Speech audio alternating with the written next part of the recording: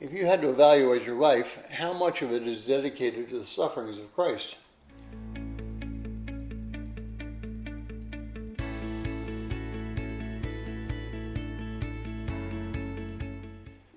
Well, if you're joining us and reading through the 60-day reading plan, today's reading is 1 Peter 4, 12 through 19, and I encourage you to read that passage.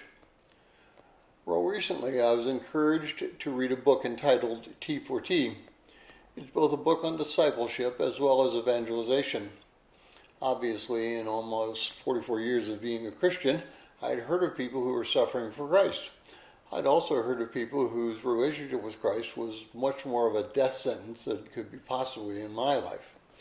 But I'd never really been impacted by their desire to serve Christ in the face of such adversity. This book changed some of my outlook.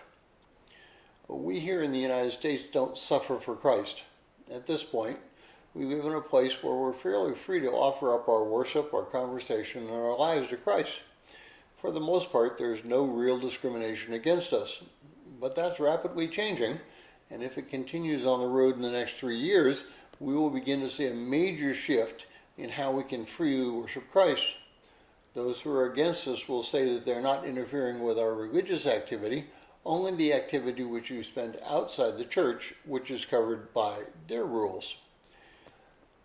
But that is the place where it is most dangerous, because it's easy for us to rationalize that there is a split between religious life and a secular life, that there's a split between our Sunday worship and our Monday work. And the more we believe that those two are not connecting together, the easier it will be for us to accept small changes that will ultimately result in very big problems.